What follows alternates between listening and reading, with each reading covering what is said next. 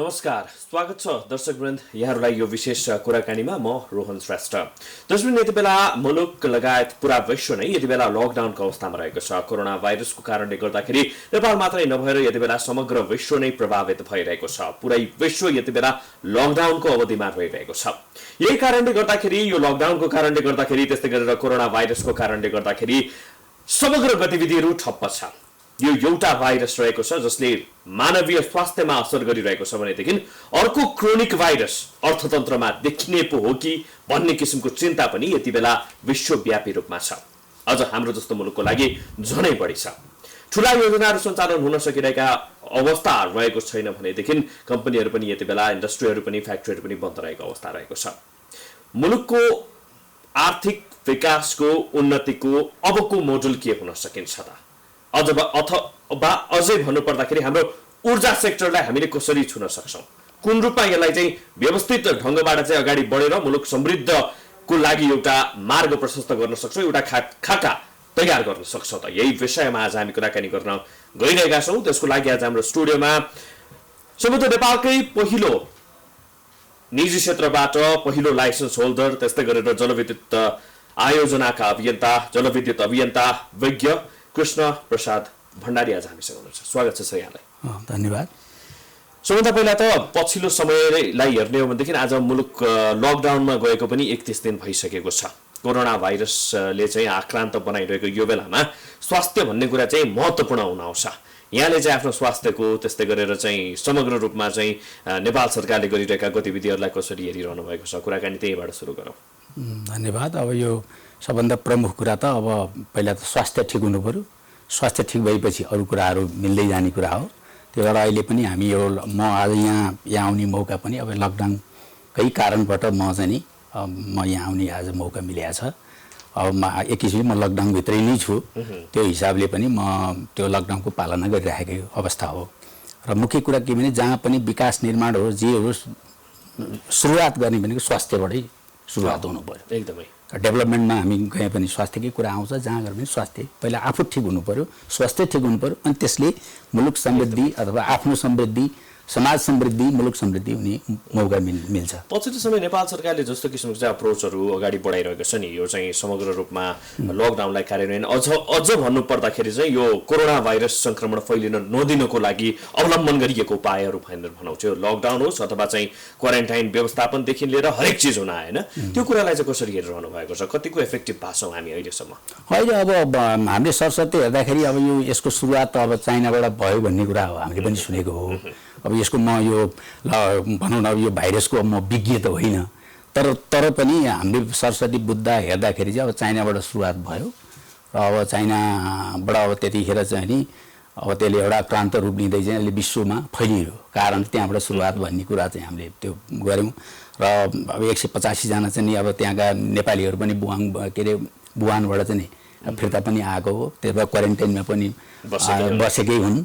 अब त्यहाँ पनि एउटा भनौँ न, एउटा खुसीको कुरा के भने अब त्यहाँबाट त्यो इफेक्टेड भएर आएको भन्ने हिसाबमा त्यहाँ क्वारेन्टाइनमा राख्दाखेरि 15-20 दिन त्यहाँ राख्दाखेरि एकजनालाई पनि त्यो चाहिँ नि ऊ भएन, पोजिटिभ नआएको हुनाले अब त्यस्तो चाइनाबाट त्यो एउटा प्रभावित उसबाट आउँदाखेरि पनि नभएको हिसाबले पनि त्यो कारणले पनि अहिलेसम्म आजका दिनमा नेपालभित्रबाट चाहिँ कोही पनि त्यसमा चाहिँ सङ्क्रमण भएको हामीले चाहिँ नदेखायो भन्दा एउटा खुसीको कुरा त्यो छ। बाहिरबाट आएकामा चाहिँ त्यो कुराहरू अब अहिले कति 40 समग्र रूपमा जे जस्तो अप्रोच ल्याएको छ त्यो ठिक छ, सन्तुष्ट छ। अहिलेसम्म नेपाललाई एउटा के को कारण हो, के हो यो अहिले एउटा मेरो म त के भन्छु, प्रकृतिले पनि साथ दिए हो कि यहाँको हाम्रो इन्भाइरोमेन्ट, प्रकृति, यहाँको चाहिँ सबै चिजले पनि साथ दिए हो कि त्यसलाई चाहिँ मान्छे त्यो हाम्रो इम्युनिटी पावरले पनि, प्रकृतिले पनि एउटा इम्युनिटी पावर चाहिँ डेभलप गरेर यो भएको हो कि भन्ने कुरा नि यो पनि अनुसन्धानको पाटो होला।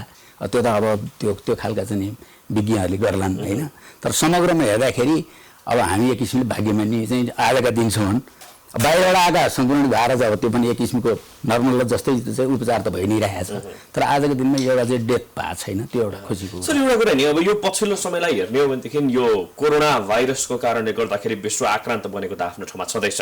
त्योदेखि बाहेक आएर अर्को क्रोनिक भाइरस भनेर चाहिँ अर्थतन्त्रमा जुन लागेको छ नि, अप्ठ्यारा अवस्था आएका छन् नि, अप्ठ्यारा अवस्था भनेर भनौँ। अझ सबै ठाउँमा देखिएको छ, चाहे त्यो ठुला परियोजनाहरू होस् अथवा चाहिँ विविध किसिमका चाहिँ आयोजनाहरू नै किन नहोस्। यहाँ ऊर्जा विज्ञ हुनुहुन्छ, जलविद्युत विज्ञ हुनुहुन्छ। पछिल्लो समय अझ यो लकडाउनको कारणले गर्दाखेरि समग्र रूपमा हाम्रो जलविद्युत क्षेत्रमा जुन चाहिँ मुलुक विकासको लागि एउटा अभिन्न अङ्ग, एउटा चाहिँ मेरुदण्ड बनेर चाहिँ अगाडि आएको छ। पछिल्लो समयलाई हेर्ने हो भने अझ यो लोड सेडिङ अन्त्य भइसकेपछि क्यालकुलेट गर्ने हो भनेदेखि त त्यसले एउटा चाहिँ ड्रास्टिक चेन्ज ल्याउन खोजेको छ मुलुकमा। भनेपछि कसरी यो अवधिलाई कसरी मूल्याङ्कन गर्ने, कहाँ छौँ हामी, कहाँ आइपुग्यौँ, कहाँ थियौँ, कहाँ आइपुग्यौँ? म यसलाई दुईटा पाटोले हेरिरहेको छु। अब यो अहिलेको कोरोना भाइरस यो कोभिड-19 चाहिँ दुई किसिमले हामीले हेरेका छौँ। यसको लागि चाहिँ नि मैले एउटा अवसरको रूपमा पनि यसलाई हेर्नुपर्ने देखेको छु। अर्को एउटा चुनौती पनि छ, दुईटै चिज छ, 50-50 नै छ। तर यसलाई हामीले अवसरको रूपमा हो, हामीलाई एउटा दुःखको कुरा के भने अब एउटा दुःखलाई पनि एउटा शक्तिमा बदल्नुपर्छ भन्ने हाम्रो एउटा ऊ पनि भएको हुनाले यसलाई अब शक्तिको रूपमा बदल्न सकियो भने मेरो विचारमा यो कोरोना भाइरसको कारणले गर्दा हामीले धेरै कुराहरू रूपान्तरण गर्न पनि सकिने आधारहरू छ। यसको अर्थ यो होइन कि अब यसले आक्रान्त नपारे पनि होइन। अब हाम्रो यही अहिलेको यो डेभलपमेन्ट अब यो लगभग आज दिनमा 1 महिना 1 दिन भयो, लगभग 31 दिन भयो। आज 31 दिनमा त हाम्रो यो हाइड्रो पावरकै कुरा गर्दाखेरि पनि तपाईँको यसले हामीलाई चाहिँ ठुलो समस्या पारेको छ।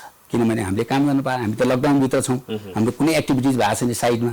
अब अहिले यो हिउँ महिना हो हाम्रो, यो हिउँ महिना भने हाम्रो लागि त कृषकलाई बर्खा भनेपछि मानु लगाएपछि के अरे मुठीर गएको मानु कमाउने भन्छ।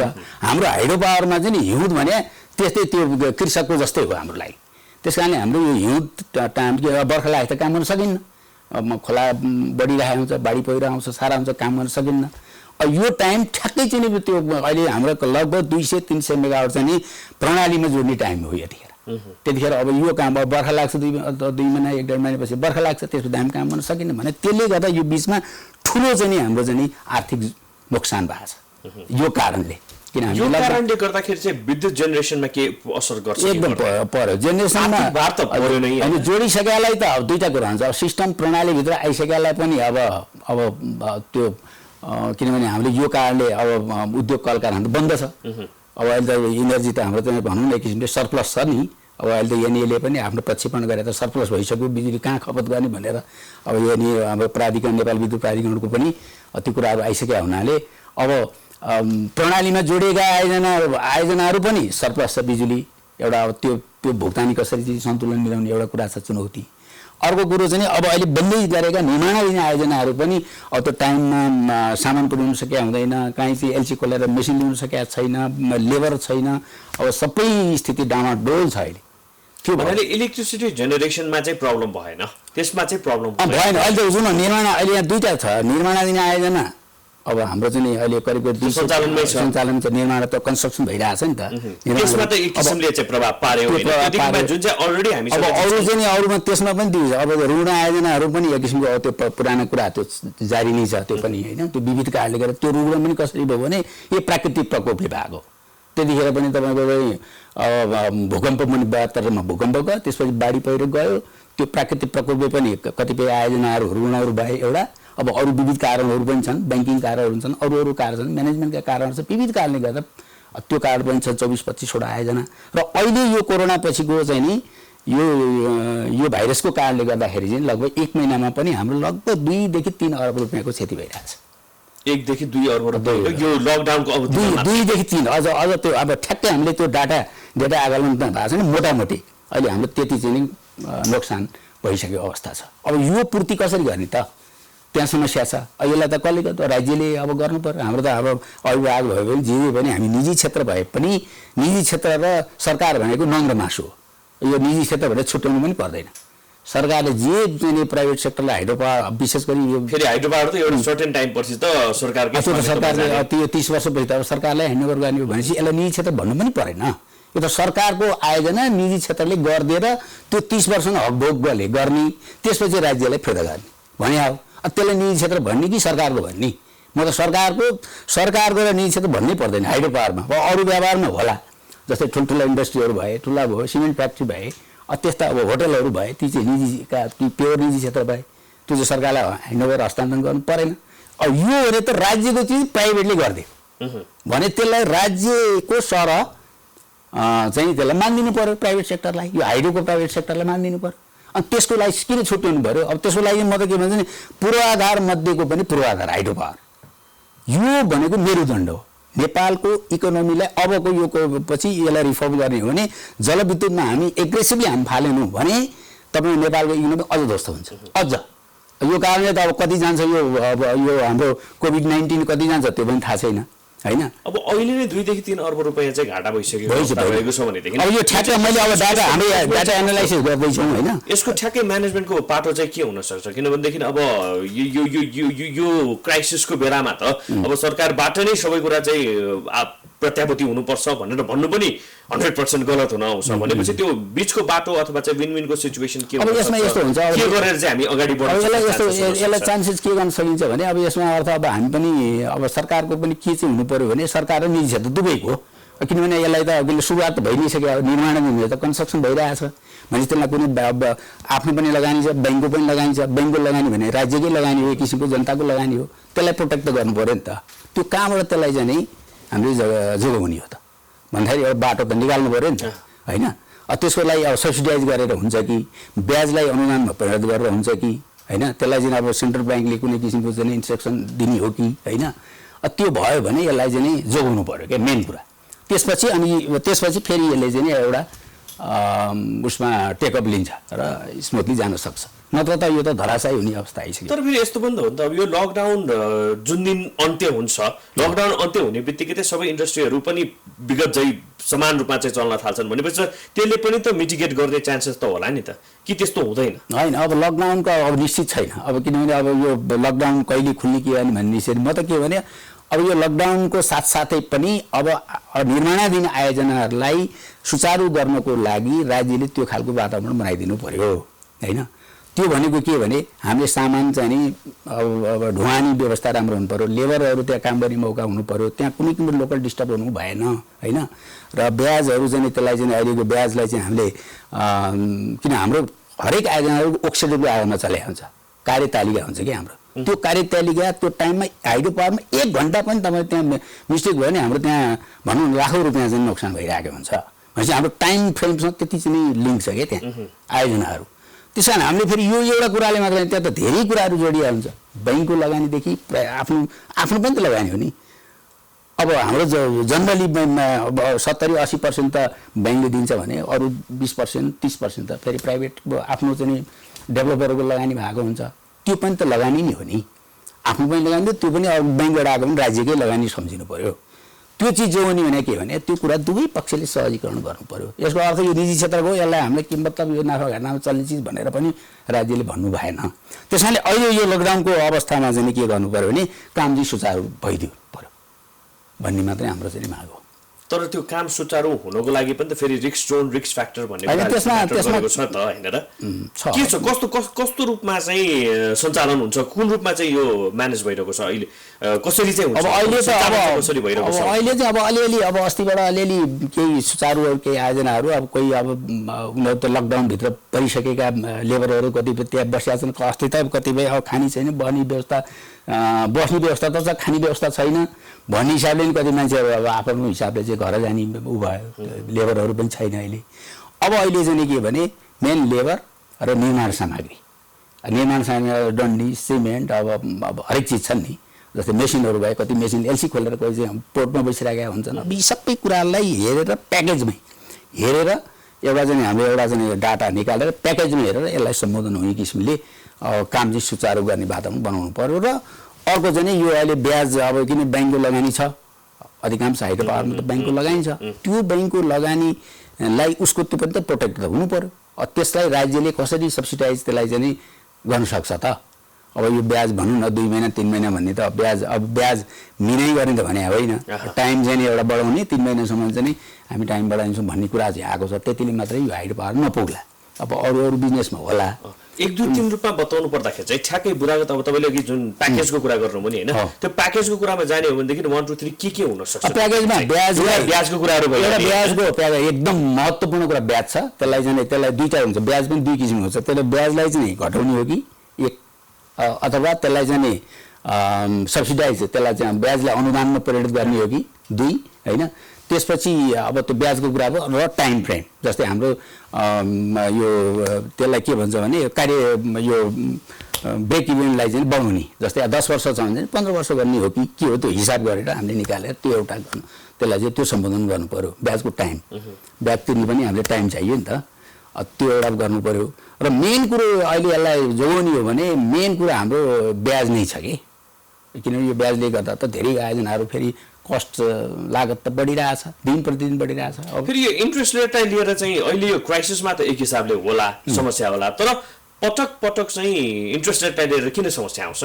अनि इन्ट्रेस्ट चाहिँ अब इन्ट्रेस्ट रेट त अब एउटा फिक्स रेट गरेर एउटा चाहिँ अब इन्ट्रेस्ट रेट फिक्स होइन होइन, अब पब्लिस्ड रेट भन्छ। अब आजको दिनमा 8 रुपियाँ ब्याजमा हामीले कुनै ब्याङ्कबाट पैसा ल्याएको छौँ भने अब ब्याङ्कको आफ्नो पब्लिस रेटमा चाहिँ गइरहेको हुन्छ होइन। अब भोलि अब 11 रुपियाँ पर्ला, 12 रुपियाँ पर्ला, कि त्यसलाई निश्चित एउटा फिक्स गरिदिनु पऱ्यो, एउटा त्यो पनि जरुरी छ। हाइड्रो पावरमा लिएका ऋण चाहिँ निश्चित फिक्स गरिदिनु पऱ्यो होइन, त्यो एउटा गर्न सकिन्छ। नभए त्यसलाई चाहिँ टाइम फ्रेम बढाउनु पऱ्यो र त्यसलाई कि सब्सिडाइज गर्नु पऱ्यो कि ब्याज चाहिँ घटाउनु पऱ्यो। अब यो ब्याजको कुरा यो भयो। त्यसपछि अरू कुराहरू त अब साइडका कुराहरू, अब मेसिनका कुराहरू, अब ती कुराहरूमा पनि चाहिँ नि प्याकेजमै मैले भन्न खोजेको चाहिँ नि अब समग्र रूपमा चाहिँ स्टडी गरेर एउटा चाहिँ एउटा डेटा रियलिस्टिक डाटा लिएर अहिले सञ्चालनमा ल्याउनु पर्छ भनेर पनि तपाईँले भन्नुभयो नि होइन, त्यो सञ्चालनमा ल्याउन सक्ने ठाउँ छ कि छैन अहिले? सञ्चालनमा अब धेरै आयोजनाहरूको हरेक आयोजनाको आफ्नो स्केड्युल अनुसार चलिरहेको हुन्छ होइन। कोही अब चाहिँ बत्ती बल्ने टाइम छ, अब कतिपय आयोजना अहिलेको हाम्रो यो विदिन द यो 1 वर्षभित्रमा 2 देखि 300 मेगावाट छ, त्यो छ प्रणालीमा जोड्ने आयोजनाहरू होइन। भने त्यसलाई त इफेक्ट गर्ने भयो नि त, 200-300 मेगावाट भने त ठुलो भयो नि त, त्यसमा धेरै लगानी छ त्यहाँ होइन। भने 1 वर्षभित्रमा अहिले यो 1 महिना 1.5 महिना हामीले इफेक्ट गरेर त्यो हाम्रो होल 1 वर्षको उसलाई नै त्यसले चाहिँ बिगार्छ क्या। त्यस कारणले अब अहिले नै बरु यसलाई चाहिँ बरु एकदम चाहिँ इमर्जेन्सी एउटा डिक्लेयर गरेर हुन्छ कि के गरेर हुन्छ। अब निर्माणाधीन अधिकांश आयोजनाहरूलाई निर्माणाधीन भनिरहेको छ पहिलो फेजमा। अब अरू त अब पिपिए भएका पनि छन्, फाइनेन्सियल क्लोजर नभएर बसेका पनि छन्, अब ती त धेरै हो छन्। त्यो भित्र ठुलै किसिमको चाहिँ समस्या छ, फेरि यो अर्को समस्या छ भित्र जलविद्युत। अहिले मैले फोकस गर्नलाई चाहिँ यो कोभिड-19 को कारणको ले गर्दाखेरि र अहिले निर्माणाधीन आयोजनालाई यसलाई चाहिँ जोडेर एउटा उसमा चाहिँ यो भयो भने 200-300 मेगावाट चाहिँ हामीले एक वर्षमा जोड्ने, त्यसलाई चाहिँ प्रभाव नपरोस् भन्ने चाहिँ हाम्रो एउटा त्यो चाहना हो र हाम्रो डेभलपर साथीहरूको पनि त्यो चाहना हो। त्यो भएले यसले चाहिँ कुनै पनि किसिमको चाहिँ पछि गएर चाहिँ लङ टर्म समस्या नल्याओस् कतिको चाहिँ अहिले त्यो फिजिबिलिटी भनेर जुन अघि हामीले भन्यौँ नि, यो लकडाउनको कारणले गर्दाखेरि यो फिजिबिलिटी यो क्राइसिसमा अब म्यान पावरदेखि लिएर सामान ढुवानीदेखि लिएर हरेक कुरामा चाहिँ तपाईँको चाहिँ लकडाउन भइरहेको अवस्थाले चाहिँ गर्दाखेरि चाहिँ प्रब्लम क्रिएट भएको, अब त्यो फेरि त्यत्तिकै निकास गरिहाल्नको लागि पनि त फेरि समस्या छ नि त होइन। त्यस्तो छैन, निर्माणाधीन आयोजनाको हकमा त अब किनभने त्यो एउटा आफ्नो वर्कसेट अनुसार त काम त सुचारू रूपले गइ नै रहेको छ नि त होइन। अहिले हामीलाई समस्या भने त्यही अहिलेको ब्याङ्कको हो होइन, खास कुरा ब्याङ्क नै छ, त्यो लिङ्क रेट नै समस्या त्यही नै छ। किन यो त काउन्टडाउन सुरु भइरहेछ होइन, ब्याज त चढि नै रहेछ। अब त्यो ब्याज चढ्नु भनेको आयोजनाको लागत बढ्नु होइन, किन त्यहाँ पर्छ नि मार त आयोजनालाई पर्ने हो होइन। त्यो अरू कारणले पनि आयोजनाको लागत बढिरहेको हुन्छ भनेपछि त्यो अल्टिमेटली मार त कि नेसनलाई हुन्छ कि जनतालाई नै हुन्छ, डेभलपरलाई नै हुन्छ हो। यसलाई चाहिँ नि प्याकेजमै एउटा सम्बोधन गर्न सकियो भने यो अहिलेको त्यसको लागि चाहिँ तपाईँहरूको अप्रोच चाहिँ के छ? किनभनेदेखि तपाईँहरूको पनि त मन्त्रालयसँग एक हिसाबले अप्रोच त पुग्नु पर्यो। अब छलफल भएको छ मन्त्रीजीसँग पनि, अब हाम्रो चाहिँ साथीहरू लाग्नु भएको छ, अब त्यहाँ छलफल चाहिँ चलिरहेको छ। अब यसलाई यो कोभिड-19 को लागि चाहिँ नि के गर्ने भन्ने कुराहरू चाहिँ मोटामोटी छलफल चाहिँ चलिरहेको छ। अब मन्त्रीजीसँग कुराहरू चाहिँ भएको छ, तर खास कन्क्रिट कुराहरू चाहिँ आइसकेका अवस्थाहरू छैन। अब फेरि अर्को कुरा के भने अब धेरै जस्तो आयोजनाहरू अब हाम्रो चाहिँ यो ठेक्कापट्टा जम्मै सञ्चालन बन्द भएको अवस्था छ। अब कोही अब विदेशी भनौँ न ठेकेदारहरू छन् यहाँ, अब कोही उनीहरू नआएर कतिपय कामहरू चाहिँ अवरुद्ध भइरहेको छन्। त्यहाँ चाहिँ प्राविधिकहरू हुन्छन्, त्यहाँ धेरैहरू, लेबर त आफ्नो ठाउँमा छ, प्राविधिकहरू आउनु नपाएर पनि आयोजना चाहिँ अलपत्त परिरहेको छ। अब यी धेरै कुराहरू छन्। यो अहिले मात्र एउटा कुरा नि, पछिल्लो क्राइसिसले त केही हदसम्म समग्र रूपमा सबैतिर नै छोयो होइन। हाम्रो निजी क्षेत्र अथवा हाम्रो यो चाहिँ ऊर्जा क्षेत्र भनेर भनौँ न होइन, ऊर्जा क्षेत्रलाई कतिको प्रायोरिटी दिन सकिएको छ पछिल्लो अवस्थालाई हेर्ने हो भनेदेखि? कसरी विश्लेषण गर्ने यो समग्र? होइन, ऊर्जा क्षेत्र त अब यो अब मैले भनिहालेँ नि, यो सरकारले विद्युत उत्पादन गर्न नसकेर अब यो पञ्चायत कालभरि मैले अलिकति पृष्ठभूमि जोडेँ। पञ्चायत कालमा त्यो बेलामा पनि तपाईँको चाहिँ सरकारको कन्ट्रोलमा थियो। यो निजी क्षेत्र भने 46 सालको जनआन्दोलनपछि विद्युत ऐन 2049 बनेपछि निजी क्षेत्र प्रवेश भएको न हो। त्यसपछि अब यो त्यो त प्रायोरिटी भएरै निजी क्षेत्रलाई ल्याएर अलिकति लोड सेडिङमा समाप्त हुन्छ, सघाउ पुग्छ भनेर अब चाहिँ किन बिजुली त थिएन नभइसकेपछि अनि चाहिँ निजी क्षेत्र ल्याएर निजी क्षेत्रबाट पनि झोलामा खोला भने जस्तो गरिदिसकेपछि एक्ज्याक्टली अब कुनै बेला झोलामा खोला प्राइभेटले हाइड्रो पावर बनाउन सकेन भनेर अब त्यही एउटा ठाउँबाट निक्लिए कुराहरू हाइड्रो पावर बनाउन सकेन, अब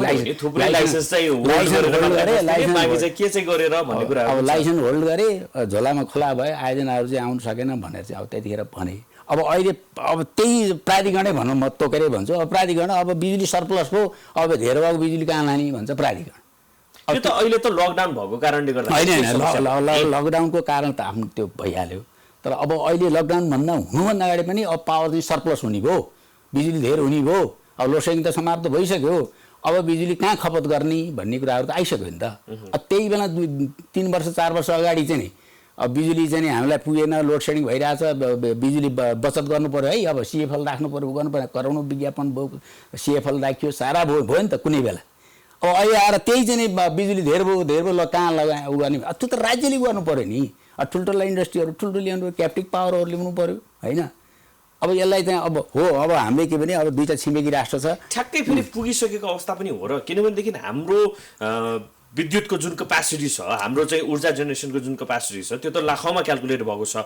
तर हाम्रो भित्रै इनहाउस यदि यो जेनेरेट भएको हेर्ने हो भनेदेखि त 1000 मा सीमित छ, 1200 मा भनेपछि यति नै हो त। हामीले चाहिँ यतिलाई नै चाहिँ सफिसियन्ट मानेर बस्न सक्छौँ अथवा चाहिँ यसबाट पनि अरू केही बाटाहरू हुन सक्छन्। अब यसमा त अब राज्य सरकार नै अब 10 वर्षमा 15,000 मेगावाट बिजुली निकाल्ने भनेर त घोषणामै ल्याइसकेका चिज हो नि त। भने अहिले यो कुराहरू किन आइरहेछ प्राधिकरणबाट भन्ने कुरा हामीलाई यो नौलो लाग्यो नि।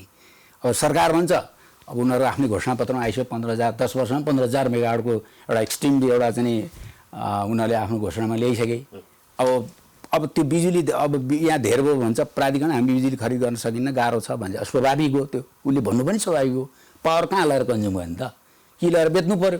अब हाम्रो मार्केट भने इन्डिया, अब हाम्रो यहाँको चाहिँ कस्टको कारणले उसले चाहिँ बिजुली किन्न सक्दैन एउटा मलाई जहाँसम्म लाग्छ होइन। अब हामीले अन्तर्देशीय प्रसारण लाइन त बनायौँ। यो सरप्लस भएपछि त विद्युतको जुन पर्चेजिङ छ नि, पर्चेजिङ क्यापेसिटी अथवा चाहिँ जुन प्राइस छ त्यो पनि त घट्नुपर्ने हो नि त होइन। हो, त्यो कुराहरू चाहिँ अहिले के गर्न सक्नु पर्यो राज्यले भने अहिले निश्चित एउटा चाहिँ अहिलेको यो पिपिएको दर रेट हाम्रो छ नि, त्यो दर रेटलाई निश्चित एउटा अवधि ब्रेक इभेनसम्मलाई एउटा रेट तोकिदिने, बरु त्यसपछि बरु घटाइदिने के होइन। त्यो भइसकेपछि राज्यलाई पनि भार परेन होइन, भार परेन, त्यसले त राष्ट्रलाई धेरै फाइदा हुन्छ। किन उसको आफ्नो लगानी आइसकेपछि त तपाईँको त्यो रिकभर भइसकेपछि त त्यो रेट घटाइदियो भइहाल्यो नि होइन। त्यो गर्न सकिन्छ एउटा उपाय। अर्को कुरो मार्केटको हिसाबमा हामीले बिजुली म जहिले पनि के भन्छ बिजुली बजार के अरे पहिला ग्राहक खोज्ने कि पसल थाप्ने भन्छु क्या म। त्यसमा पहिला त पसल थापौँ न, अनि ग्राहक आउँछ त्यो माल किन्नलाई। मालै छैन भने ग्राहक किन आउँछ। अब बिजुलीको चाहिँ हामीले तिम्रो डिमान्ड गर्ने चाहिँ एउटा माहौल तयार गर्नु पऱ्यो, बिजुली खपत गर्ने चाहिँ माहौल क्रिएट गर्नु पऱ्यो, मार्केट जेनेरेट गर्नु पऱ्यो। त्यो मार्केट खालि इन्डिया मात्रै ताकेर भएन क्या। अब अहिले यो कोभिडले यो कुराहरू चाहिँ नि जन्माएको छ जस्तो लाग्छ मलाई। किनभने अब हामीले सफिसियन्ट इनर्जी कन्ज्युम गर्ने वातावरण हामीले चाहिँ राज्यले बनाउनु पऱ्यो। 1 नम्बर त्यो कन्ज्युम त भइरहेको छ नि त नेपालमा चाहिँ कुन रूपमा कन्ज्युम हुन कन्ज्युम त के अहिले हाउस होल्डले चाहिँ अहिले भनौँ न अहिले हाम्रो कति 18-20 लाख चाहिँ घर दिने हाम्रो चाहिँ हाउस होल्डलाई बिजुली बालेर त भएन। इन्डस्ट्रीमा जानु पऱ्यो, ठुल्ठुला कल कारखानाहरू जानु पऱ्यो, हरेक मान्छेले चाहिँ नि यो के अरे उद्योग कल कारखाना यसमा अब भनौँ न अहिले सबै इन्डस्ट्रीहरू खोलेको बेलामा पनि सरप्लस छ बिजुली। अब त्यो चाहिँ नि अब त्यो त मेन कुरा के भने सरप्लस इन्डस्ट्री पनि कति छ भन्ने कुरा आयो क्या। अब ठुला इन्डस्ट्री अब अहिले ठुलो यो बिजुली कन्ज्युम गर्ने भनेर सिमेन्ट प्लान्टहरू भए, सिमेन्ट प्लान्ट त अब बढी नै राखेको छ। अब यो चाहिँ के भने अब हाम्रो प्रत्येक वर्ष चाहिँ 10% 15%ले बिजुलीको माग बढ्नुपर्ने त्यो चाहिँ एउटा हाम्रो चाहिँ नि त्यो एउटा प्रक्षेपण छ होइन। तर अहिले यसपालि त अब अहिले यो 1200 मा अहिले त हाम्रो यहाँ लगभग 50% माग डिमान्ड घटिसक्यो यो कोभिडको कारणले पनि इन्डस्ट्रीहरू बन्द भएको बन्द, कारणले इन्डस्ट्री सब गर्दा। यो त बन्द। लगभग अब कहिलेसम्म रहन्छ भन्ने कुराले मात्रै डिटरमाइन गर्यो, त्यसपछि त फेरि एज इट इज मोडलमै हामी जान्छौँ होइन र?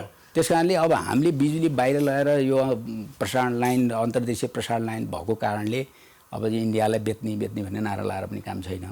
भोलि हामीले यो बिजुली यिनै कन्ज्युम गर्ने वातावरण बनाउनु पऱ्यो। यसको लागि चाहिँ नि हामीले ठुल्ठुला कुटीर उद्योगीले घर घरमा त्यहाँ चाहिँ तान चलाउनु पऱ्यो, सारा चिन्नु पऱ्यो। बिजुलीबाट उनीहरूको चाहिँ नि त्यहाँ भात पकाउनेदेखि लिएर कुटीर उद्योग चलाउनेदेखि लिएर सारा चिज चाहिँ गाउँमा बिजुली पुग्नु पऱ्यो। खालि त्यो बत्ती बाल्नलाई ठुला योजनाहरूले सञ्चालनमा आउन सकेका ठुला पनि कसरी चाहिँ चाहिन्छ। फेरि हामीले त्यो डिमान्ड अनुसारको सप्लाई नै गर्न सकेका छैनौँ। अहिले त केही हदसम्म यो बिजुली सरप्लस भएको कारण भनेको तपाईँले चाहिँ अघि भन्नुभयो अनुसारले अहिले 1200-1300 मा जाँदाखेरि आधी घटेको छ। के कारणले त भन्दा इन्डस्ट्रीहरू बन्द भएको कारणले कन्ज्युम भएको छैन भनेपछि हामीले म्याक्सिमम युटिलाइजेसन जति हो त्यो नै गर्न सकेका छैनौँ भने अनि फेरि अब चाहिँ ठुला इन्डस्ट्रीहरूको कुरा गरेर त्यो त अलिकति कता कता रिलेभेन्ट भएन कि भन्ने कुराहरू पनि होइन। त्यसलाई चाहिँ प्यारलली जानु पऱ्यो। जस्तै हामीले कुनै मैले एउटा भनौँ न 50 मेगावाट हाइड्रो पावर बनाउन थाल्यो भने त्यो 50 मेगावाटको बिजुली कहाँ ल्याएर कन्ज्युम गर्ने भन्ने पनि हामीले त्यसलाई प्यारलली सोच्नु पऱ्यो नि त। त्यो खालको चाहिँ हामीले चाहिँ एउटा चाहिँ फेरि उद्योगिक व्यवसाय जसले चाहिँ बिजुलीमा लगानी गर्छ, जसले चाहिँ आफ्नो पकेटमा लाइसेन्स होल्ड गरेर बसेका छन्, उनीहरूले पनि त सोच्नुपर्ने होला नि। होइन, त्यो कुरा अहिले क्याप्टिभ पावरको पोलिसीमा आउनुपर्छ भनेर हामीले भने पनि हो। जस्तै मैले 50 मेगावाट बिजुली गरेँ भने मैले एउटा सिमेन्ट प्लान्टमा मेरो 30 मेगावाट जान्छ भने मैले त्यहाँ लगेर बेच्नु पर्यो। त्यसरी आफूले पनि त्यो पनि एउटा क्याप्टिभ पावर पोलिसी भन्छ क्या त्यसलाई होइन। त्यस किसिमले नै जानु पर्यो। मेरो भनाइ के भने बिजुली पनि उत्पादन हुँदै जानु पर्यो, इन्डस्ट्री त्यो बिजुली कन्ज्युम हुने खालको मार्केट पनि जेनेरेट गर्दै जानु पर्यो। त्यो चाहिँ यहाँ चाहिँ एउटा भ्याकुम भइरहेछ क्या, त्यो भएको छैन नेपालमा। त्यही भएर अहिले यो प्राधिकरणले बेला बेलामा अब प्राधिकरणले बिजुली किन्न सक्दैन। अब सरप्लस इनर्जी कहाँ लगाएर खपत गर्ने, बिजुली धेर भयो भन्न थालेको छ। त्यो इन्डस्ट्री त फेरि जुन तपाईँले भनिरहनु भएको छ नि ठुला इन्डस्ट्रीहरू, त्यो त आजको भोलि नै हुने कुरा त होइन। फेरि अब अहिलेलाई हाम्रो त कङ्क्रिट रूपमा हेर्ने भने अहिलेको समस्या हो नि त, तत्कालको समस्या हो नि त। अहिले यो 4-5 वर्षभित्र आउने भनेको 2-3 हजार मेगावाट बिजुली छ। त्यो 3000 मेगावाट बिजुली कन्ज्युम गर्नलाई अहिले इलेक्ट्रिक इस्ट वेस्ट इलेक्ट्रिक रेलवेको कुराहरू आइ नै सकेको छ होइन। ठुल्ठुला अब इन्डस्ट्रीहरू सिमेन्ट प्लान्ट पनि आइरहेछ। किनभने बिजुली भएको त्यो बिजुली भएको अनि तपाईँको माग पनि बढ्दै जान्छ। माग क्रिएट गर्नु पऱ्यो क्या। माग भने बजार के अरे क्रिएट गर्नु पऱ्यो, बजारले क्रिएट गर्नु पऱ्यो।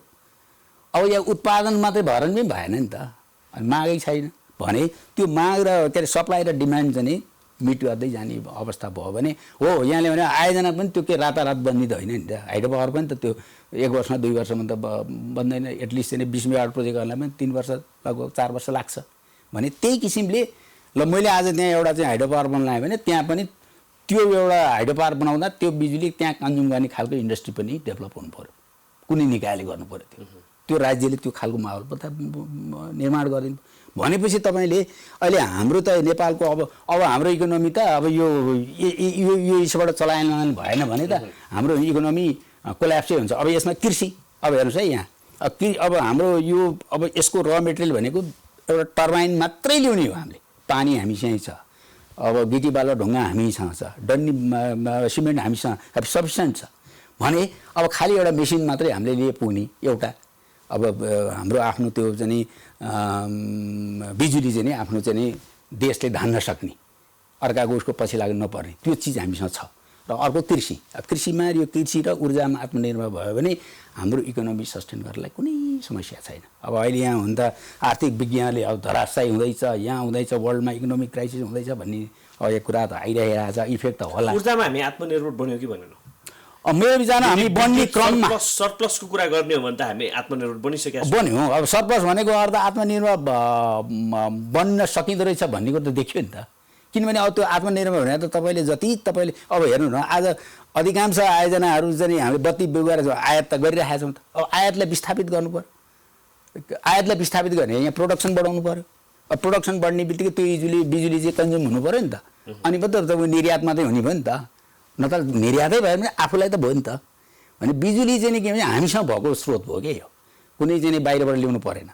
हामीलाई अहिले चाहिँ कति चाहिन्छ ठ्याक्कै एक्ज्याक्ट यदि नम्बरमा जाने हो भने? नम्बरमै जाने भने त अहिले हाम्रो खपत हुन्छ होइन। अहिले खपत त हेर्नुहोस्, मेरो विचारमा अब बिजुली अहिलेको लगभग डिमान्ड भने चाहिँ नि लगभग 2200 मेगावाट चाहिँ नि अहिलेको उसमा देखिन्छ।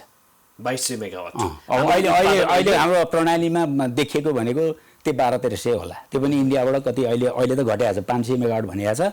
तर अहिले पनि 150-200 मेगावाट आयात भइरहेको होला होइन इन्डियाबाट भने अब हामी इन्डियामा तपाईँको टोटल अहिले 3 करोडलाई नि हामीले त्यो हिसाब गर्ने हामीले 7 बिजुली त तपाईँको चाहिँ नि हाम्रो जिडिपीमा 7% पनि योगदान छैन भने अब के हामीले चाहिँ विकास गर्ने भन्ने के आर्थिक विकास गर्ने भन्ने यसमा मैले बुझ्न सकेको छैन म हुन त त्यो आर्थिक विज्ञ होइन तर यो चाहिँ नि मिलेको छैन कि त्यस कारणले हाम्रो कहाँ यो आर्थिक विज्ञहरूले यो कुराहरू यो इनर्जीसँग चाहिँ नि त्यो तालमेल सकेका छैन होइन त्यो भएको हुनाले अब यसलाई चाहिँ नि हामीले इनर्जीमा डिपेन्डेन्ट हुने खालको चाहिँ नि उद्योग कल कारखानाहरूले हामीले चाहिँ मूलभूत रूपमा भनेको चाहिँ कल कारखानै हो ठुलो इन्डस्ट्रीहरू नै डेभलप गर्नु त्यो पनि सस्टेनेबल टाइपको अब अहिले त के भने त्यो खालको इन्डस्ट्रीहरू चाहियो हामीले मैले अघि नै भने सस्टेनेबल भने बिजुली नि कन्जम हुने रोजगारी पनि जेनेरेट हुने भने के कुटीर उद्योग घरेलु उद्योग घरमा गाउँमा अहिले डिफरेस्टेसन भोलि गाउँमा बिजुली गयो त भोलि जङ्गलमा त चाप पनि परेन भातमा पनि जोगियो होइन अहिले घरमा अनिवार्य अब ग्यास एलपी ग्यास अब भात पकाउनु पर्यो अब हामीसँग बर्खा त बिजुली धेरै छ नि त 6 महिना त बिजुली हाम्रो त अहिले ट्यारिफ 2टा दिएको छ राज्यले विद्युत प्राधिकरणले एउटा बर्खाको रेट दिएको छ एउटा हिउँदको रेट दिएको छ 2टा रेट छ नि त्यो रेट भनेको ल 6 महिनामा खोलामा त प्रशस्त पानी हुन्छ 8 महिना जति खोलामा त प्रशस्त पानी त्यो बेलामा अनिवार्य यो एलपी ग्यासबाट भात नपका है बिजुलीबाट गाह्रो हुन त यो कुराहरू आइरहेछ अलिअलि कुल मान्छेले नि बोल्नु भएको छ समय हेर्ने हो भने इलेक्सनको चाहिँ म्याक्सिमम युटिलाइज गरौँ भनेर पनि त्यो चुलो पनि हामीले नै डेभलप गर्नु पर्यो त्यो चुलो पनि किन इम्पोर्ट गर्ने त्यो पैसा किन बाहिर जाने यी डेभलप गर्नु पर्यो अनि त्यो चाहिँ गाउँमा अब तपाईँको रिमोट एरियाहरूमा त्यो जानु पर्यो र त्यसबाट उनीहरूले भात पकाएर खानु पर्यो ताकि जङ्गलमा चाप हुनु भएन वातावरण पनि बिग्रिएन त्यसले गर्दा होइन त्यो हिसाबले गर्दा हामीले त्यो गऱ्यो भने तपाईँको अनि अब भेहिकल अब हामीले अहिले तपाईँको ऊर्जा भनौँ अब यो के अरे पेट्रोल डिजेल पनि त ऊर्जा नै हो अब त्यसमा हामीले अरबौँ रुपियाँ चाहिँ विदेशी पैसा बाहिर गइरहेछ हेर्नुहोस् त्यसलाई रिप्लेस गर्नको लागि त अब इलेक्ट्रिक भेहिकलतिर पनि त जानु पर्यो नि त त्यो एउटा अब इलेक्ट्रिक रेलवेका छ भेहिकलका कुरा छ अब यी कुराहरू छ कुटीर हो यसमा त्यो भने तपाईँको अनि अब यहाँ राज्यमा बिजुली धेर भयो अब चाहिँ कहाँ कन्ज्युम गर्ने भनेर त भएन नि म त्यही भन्छु पहिला यो चाहिँ फेरि कस्तो भयो भने चाहिँ लङ टर्मको प्लान एन्ड पोलिसी भयो क्या लङ टर्ममा चाहिँ जानु पर्यो नि त तपाईँको इलेक्ट्रिक भेहिकल ल्याउनेदेखि लिएर तपाईँको चाहिँ हरेक घरमा आजैबाट सुरु गर्नु पर्यो त्यो त इमर्जेन्सी आजैबाट जानु पर्यो कति टाइम किन आयोजना पनि त कोही आयोजना एकैचोटि सबै एकैचोटि सर्ट टर्म म्यानेजमेन्ट भन्ने कुरा हुँदैन 5000 मेगावाट त एकैचोटि आउने त होइन नि त कोही अब 2 वर्षमा आउने छन् कोही 1 वर्षमा आउने छन् कोही 5 वर्ष लाग्ने छन् होइन अब अहिले हाम्रो लगभग तपाईँको झन्डै 28000 मेगावाट लाइसेन्स गइसकेको छ 28000 मेगावाटको लाइसेन्सै गइसकेको छ तिनको त लगानी भएको छ त्यहाँ अनि त्यसलाई त्यो कसरी सम्बोधन गर्ने त अब किन त्यो त कि सरकारले चाहिँ अब त्यसलाई चाहिँ सिज गर्न सक्नु पर्यो अब त्यो त किनभने जनतालाई त मार्नु भएन त्यहाँ त लगानी भएको छ उनीहरूको एउटा लाइसेन्स लिन पनि लगानी छ त्यहाँ त्यो लगानी त्यो त्यसै किनभने लाइसेन्स त लिन पनि त अब यहाँ कतिपय आयोजनाहरू त नवीकरण गर्नुपर्ने अवस्थाहरू छ नवीकरण पनि थोरै पैसाले पुग्दैन त्यसको राजस्व धेरै छ अहिले त्यो पनि जरुरी छ यो लाइसेन्स होल्ड गरेर चाहिँ किन राख्नु लाइसेन्स होल्ड म यही किनभने हाम्रो चाहिँ यहाँ अब एउटा हिसाबले चाहिँ जाँदैछ यो बिजनेस गर्नेले अथवा चाहिँ कतै लगानी गर्ने त लङ टर्म प्लान सोचेर गरेको हुन्छ नि त जसले लाइसेन्स होल्ड गरेर राखेको छ यो पनि कस्तो भइरहेको छ भने होइन फ्याटलाएर आफ्नो स्वार्थ मात्रै हेर्ने के आफूलाई फाइदा छ भनेदेखि लाइसेन्स होल्ड गरेर राख्दै पछि गएर चाहिँ यहाँनिर यसो गरेर पैसा कमाइहाल्ने भन्ने चाहिँ सोच राखेर पो गरेका छन् कि भन्ने कुरा यत्र आयोजनाहरू चाहिँ सबै होल्ड भएर बसेका छन् अनि फेरि अब अहिले चाहिँ किनेको आधारमा विद्युत ल्याएको आधारमा बाहिरबाट चाहिँ किनेको आधारमा चाहिँ हामीसँग सरप्लस भएको हो हामी आफै चाहिँ फेरि जति कन्ज्युम हुन्छ 1200 मेगावाट 1300 मेगावाट 500 मेगावाट पनि थप्नलाई चाहिँ हिचकिचाउँछौँ कारण चाहिँ के हो भन्नु होइन यो लाइसेन्स होल्ड भयो भन्ने कुरो त म बिल्कुल मान्दिनँ किनभने लाइसेन्स होल्ड भएकै होइन किनभने लाइसेन्स दिएर नै पाएछन्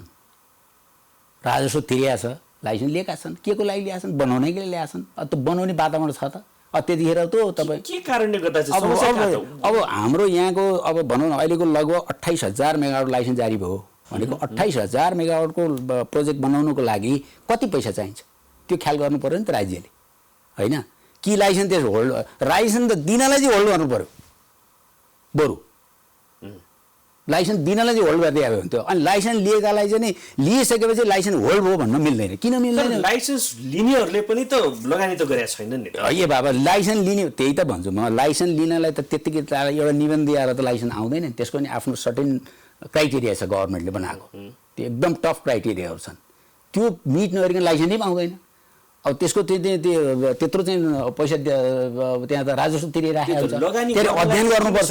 अध्ययनै गर्दैन भने लाइसेन्स खारेज पनि गरेको छ, उनीहरूले आफ्नो सिस्टममा हालेको छ। त्यो यसको अर्थ होल्ड भयो भन्नु मिल्दैन। कामै नगरेकालाई खारेज पनि गरेको छ राज्यले, त्यो होल्ड गर्नु मिल्दैन। त्यो चाहिँ लाइसेन्स नपाउनेहरूको त्यसपछि आज पनि हाम्रो बाध्यता किन त अझै पनि हामी चाहिँ थुप्रै मेगावाट बिजुली चाहिँ हामीले किनेर अनि हाम्रो लोड सेडिङ चाहिँ अन्त्य गरिरहेका छौँ नि त, होइन? भने यो बाध्यता चाहिँ कहाँनिर सृजना? अब यो लोड सेडिङ अन्त्य गर्ने कुरा त अब खोइ अब निजी क्षेत्रको कुरा किन आउँदैन मलाई थाहा छैन। निजी क्षेत्रको पनि ठुलो योगदान छ, होइन? अब यो अहिले निजी क्षेत्रको कुरा किन आउँदैन? निजी क्षेत्रले पनि आज 400-500 मेगावाट त अहिले बनाएर आफ्नो प्रणालीमा हालेकै छ नि त, नेसनल ग्रिडमा त हालिदिएको छ। अरू त पाइपलाइनमा कति आयोजनाहरू छन्, निजी क्षेत्रले गर्न सक्छ भनेर त प्रमाणित भइसक्यो नि त। अनि त्यसलाई चाहिँ छायामा पार्न खोजेर त भएन नि। निजी क्षेत्रलाई सबभन्दा एउटा चाहिँ दुर्भाग्य भने निजी क्षेत्र भनेको यो पृथक हो, यो एउटा चाहिँ ऊ हो, यो नाफामूलक, यो एउटा चाहिँ ऊ मूलक भनेर हो। नाफै गर्ने हो। नाफा त फेरि 30 वर्षसम्म त उसले त बनाएको लागतदेखि त्यसो त राज्यले भोलि 30 वर्षपछि त राज्यको हाम्रो प्रपर्टी हो भनेको त राज्यले बुझ्नु पर्यो नि त। जति बेला चाहिँ पुरानो भएर अनि त्यसपछि चाहिँ फेरि मेन्टेनेन्स गर्ने बेला हुन्छ, जति बेला चाहिँ फेरि त्यसलाई चाहिँ म्याक्सिमम चङ्क अफ मनी चाहिँ त्यहाँ चाहिँ थप्नुपर्ने बेला हुन्छ, अनि त्यति बेला चाहिँ राज्यको हुन्छ। भनेपछि प्रफिट त कमाउनु बस्या हो नि त। प्रफिटमा नि होइन, त्यो निश्चित रूपमा प्रफिट कमाउनु बस्या हुन्छ। त्यसपछि पनि त आखिर 30 वर्ष मात्रै त होइन होला नि त। यो त आफ्नो जेनेरेसन पनि हुँदै जानु पऱ्यो। नयाँ न्यू जेनेरेसनले पनि त्यो उपभोग त गर्न पाउने भयो नि त। देशले, राज्यले उपभोग गर्न पाउने भयो। त्यो कुरो त पूर्वाधार तयार गरेर बनाइदिइसकेका चिजलाई त त्यसलाई त जगेर्ना गर्न सक्नु पऱ्यो नि त राज्यले। फेरि हामीले फेरि त्यो अध्ययन गर्दाखेरि, स्टडी गर्दाखेरि यो समस्या चाहिँ खालि किन गभर्मेन्टल प्लानिङ पोलिसीमा मात्रै देखाइन्छ? हामीले आफूलाई पनि त हेर्ने होला नि त। होइन, अब तपाईँले भने सही कुरा गर्नुभयो। अब यसमा पनि हाम्रा पनि कमी कमजोरी, किन हाम्रो पनि ठुलो अनुभव होइन प्राइभेट सेक्टरको पनि। प्राइभेट सेक्टरले ऊर्जामा आफ्नो कमी कमजोरीलाई चाहिँ कसरी मूल्याङ्कन गर्छ? होइन, अब एउटा कुरा त के भने, अब एउटा प्राइभेट सेक्टर चाहिँ कहाँ फस्यो भने, अब एउटा सानो लाइसेन्स लिनेदेखि लिएर, अब हुन त अब अहिले सरकारले बल्ल यो नयाँ विधेयक ल्याउँदैछ, पोलिसी कानुन के अरे हाम्रो विधेयक आउँदैछ। त्यो अस्तिको क्याबिनेटले त्यसलाई पास गरेर अहिले हाउसमा पेस गरेका छन् क्या अरे। त्यसमा चाहिँ अब लाइसेन्सको पिरियड बढाउने, 30 को ठाउँमा 45 पुर्याउने भनेको छ। अनि अर्को चाहिँ त्यो अब त्यसलाई चाहिँ नि अब अर्को हिसाबले पनि त्यसलाई चाहिँ उनीहरूले विविध किसिमले त्यहाँ सोचिराखेका छन्, होइन?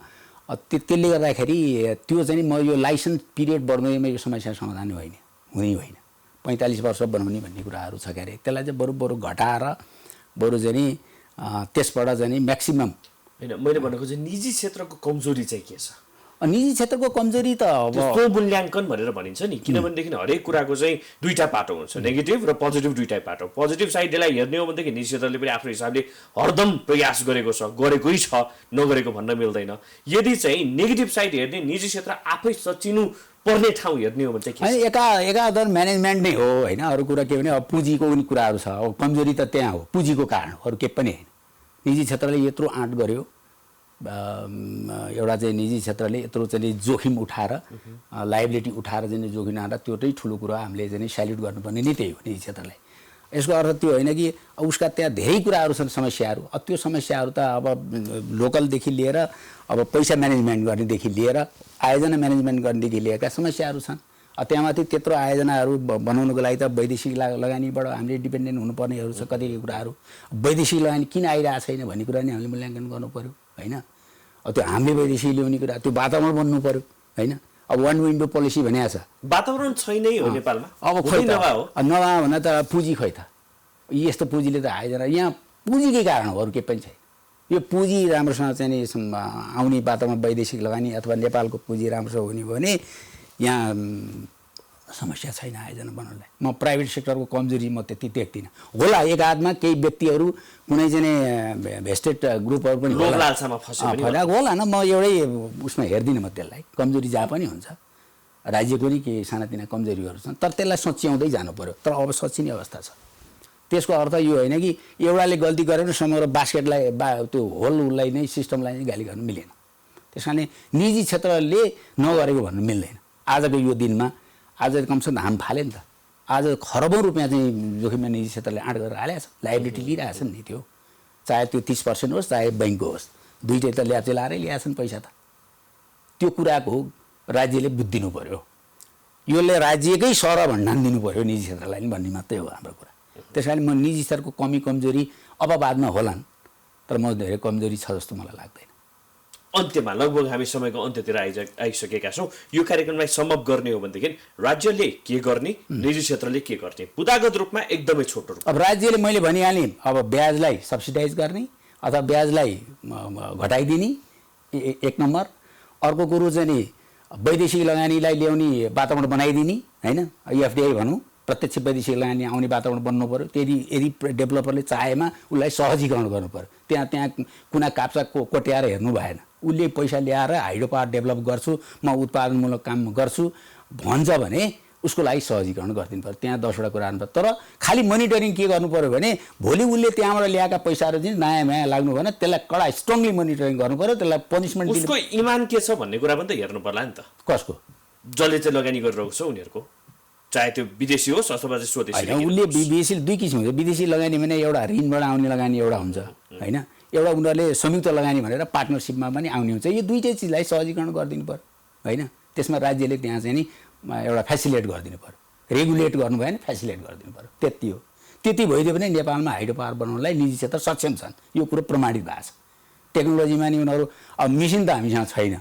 यो फेरि अहिलेदेखि भने होइन, उहिलेदेखिको कुरा चाहिँ त्यही हो। नेपाल चाहिँ ऊर्जा क्षेत्रमा चाहिँ सक्षम बन्न सक्छ, आत्मनिर्भर बन्न सक्छ र मुलुकको तैपनि किन चाहिँ हुँदैन भन्ने हाम्रो नेपालको इकोनोमीलाई तपाईँको रिभाइभ गर्ने मेरुदण्ड भनेको कृषि र ऊर्जा बाहेक नेपालमा छैन। यो कुरो राज्यले बुझ्नु पर्यो। यसलाई निजी क्षेत्र भनेर तोक्नु पनि पर्दैन।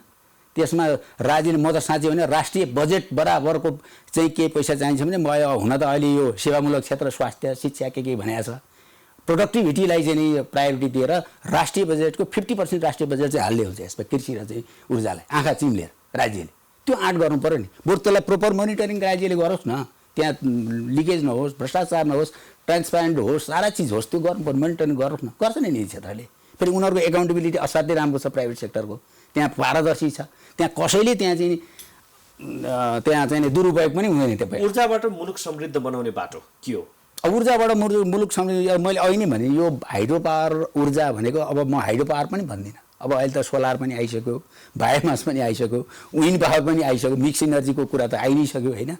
त्यसले गर्दा अब हामी त तिनटै नेपालमा पोटेन्सियल छ। हाइड्रो पनि पोटेन्सियल छ, सोलर पनि पोटेन्सियल छ, हामीसँग घाम पनि छ, पानी पनि छ, हावा पनि छ, डाँडामा हालिदियो भने तिनै चिज छ। खालि अब यसको लागि चाहिँ राज्यले वातावरण बनाउनु पर्यो। राज्य हो मूल कुरो, राज्य नै हो। दोषी राज्य नै हो। दोषी त म भन्दिनँ, राज्यले पनि केही फेसिलिटी गर्न नखोजे होइन, तर राज्यले यसलाई चाहिँ के भने हो कतिपय कुराहरू पोलिसीमा राम्रा कुराहरू छन्, घोषणामा आएका छन्, ती चिज इम्प्लिमेन्ट किन हुँदैन त? कार्यान्वयनमा आउनु पऱ्यो, त्यति हो। टाइममा कार्यान्वयन आइदियो भने नेपालका प्राइभेट सेक्टर सक्षम छन्। हजुर, यहाँलाई धेरै धेरै धन्यवाद हाम्रो स्टुडियोमा आइदिनु भयो। यो ऊर्जासँग जोडिएको र पछिल्लो लकडाउनको अवस्था र योजनाहरू, ठुला योजना परियोजनाहरू चाहिँ सञ्चालनमा नभइरहेको यो अवस्थामा चाहिँ यहाँले आफ्नो विचारहरू राखिदिनु भयो। के गर्न सकिन्छ भन्ने एउटा किसिमको चाहिँ दिग्दर्शन गर्ने प्रयास गरिदिनु भयो। यहाँलाई धेरै धेरै धन्यवाद। धन्यवाद। अब हाम्रो ऊर्जा सेक्टर र उसको लागि चाहिँ यहाँले जुन किसिम मेरो दुई शब्द मैले एउटा चाहिँ बोल्ने मौका यो प्राइम टेलिभिजनले चाहिँ मलाई प्रदान गर्नुभएकोमा यो यहाँको टिमलाई हार्दिक धन्यवाद दिन चाहन्छु। हजुर, धेरै धेरै धन्यवाद। दर्शक यहाँलाई पनि धेरै धेरै धन्यवाद आज हामीलाई साथ दिनुभएकोमा। हेर्दै रहनु होला प्राइम टाइम्स टेलिभिजन। नमस्कार।